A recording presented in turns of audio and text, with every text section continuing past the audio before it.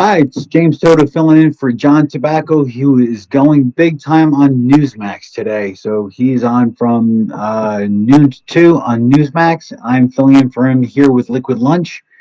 And there's a breakdown of the Newsmax breakdown of Trump's stimulus bill. So if we can, please bring that up. I would appreciate it. President signing off on that bill after Majority Leader Mitch McConnell to hold a standalone vote for $2,000 relief checks that he's been pushing for instead of the $600 checks proposed in the bill. And the relief package includes $25 billion in one-time only checks for qualifying Americans. There's also $12 billion to help America's farmers, ranchers, and food processors to ensure they survive in order to feed the country. The plan allocates $1.3 billion to expand internet access in rural areas. That is something that is very important in order to limit the digital divide we have between rural and urban areas. It also extends the moratorium on Welcome back. My name is James Toto, filling in for John Tobacco, and on with us now we have David Grasso. Thank you very much for being with us. He is the GenBiz editor and the anchor of Bold Business. David, welcome to the show. I'm glad to have you on. Hey, James. Great to meet you. What's up? Just getting ready for the New Year's Eve, and then New Year's Eve itself. So right now, what's going on with the stimulus bill? What's your opinion as to what kind of impact does this have for the American public?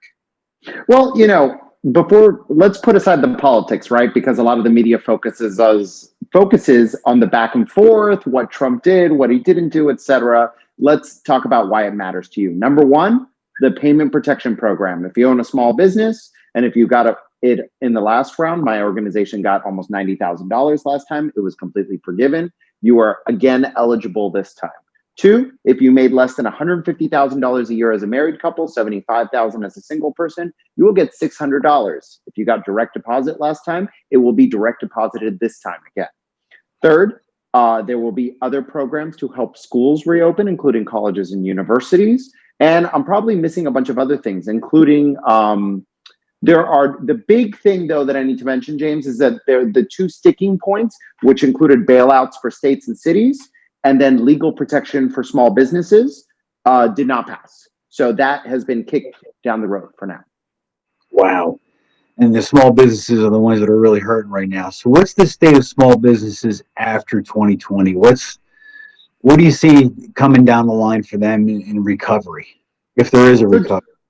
So, James, let's be honest here. Small business was not good prior to this pandemic. We live in the age of big business, and we know that from our own consumer habits, right? A lot of us use Amazon, which does lean to an extent on small business, but every day we order more things direct from Amazon. We go to Walmart. There's very few companies that really compete in certain spaces. Think about it. We have 4 airlines, just a handful of banks. We live in an era of big business. So the state of small business was already poor before we came into this pandemic. And really, this pandemic has cemented the era of just big business run amok.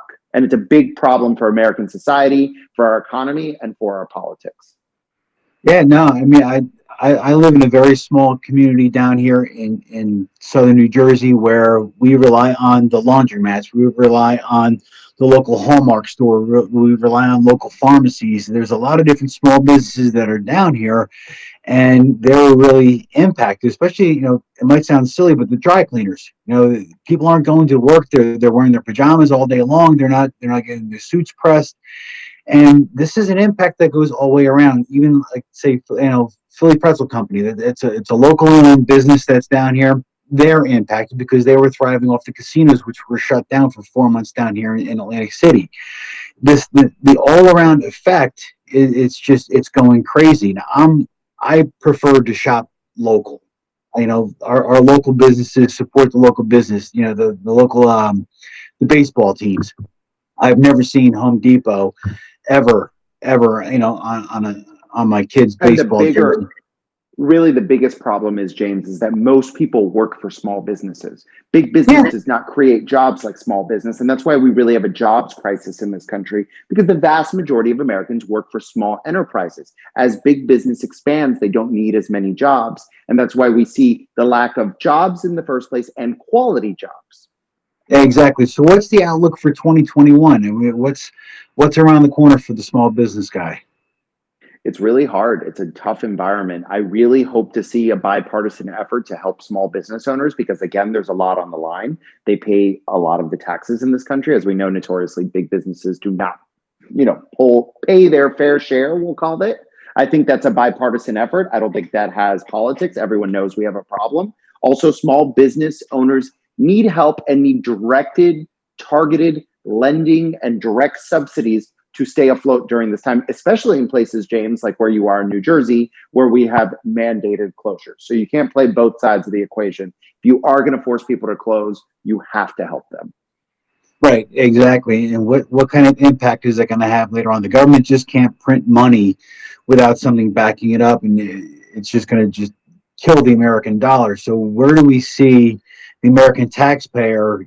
They're going to get hit hard. I mean, in New Jersey, we keep paying more and more on our gas taxes, going up through the roof, and that affects everybody. That affects the mom that goes to the grocery store to buy milk, or it affects the dad who's running around with the kids on a Saturday afternoon going back and forth to soccer, if they can't even afford to play soccer, or if they're even going to be able to play it again. So what's the road to recovery that you see? I don't see a very good economic light for these high tax states, especially because, James, I'm sitting here in Florida. I'm a former New York resident. We have the same culture down here. If you move down here, you probably fit in one day later. You'd save 13% of your income. Everything is open. The economy is better. And of course, it's sunny, right? It's happy.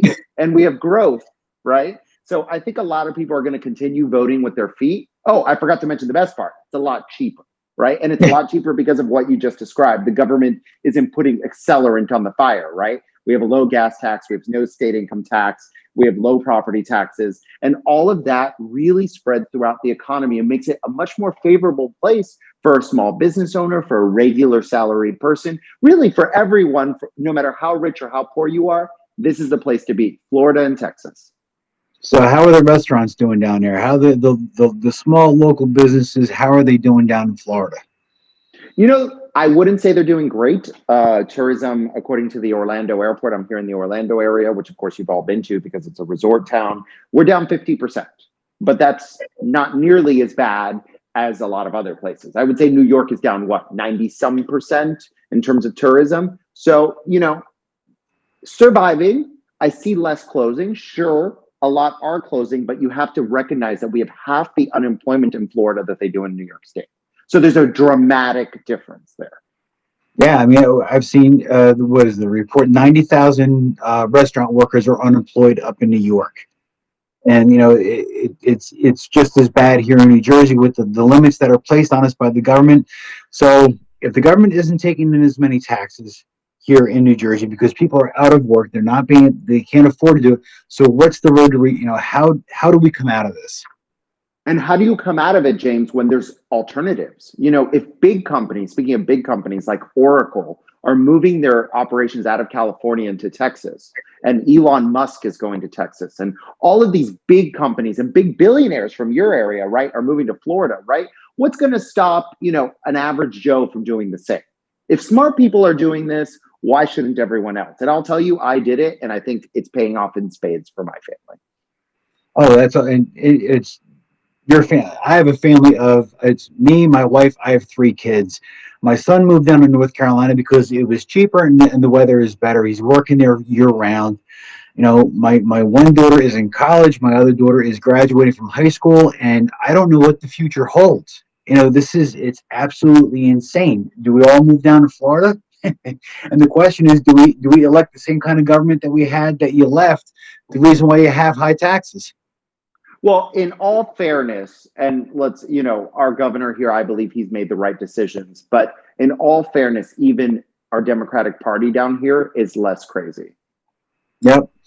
So, I mean, I think our politics are different. Even if you are a Democrat, Democrats down here are different than Northeast Democrats. So I would be careful in comparing because this is a very different environment. And I would say the same thing about Texas. David, thank you very much for your opinion. We appreciate it. Happy New Year to you and your family, and God bless. Happy New Year. God bless. Thanks.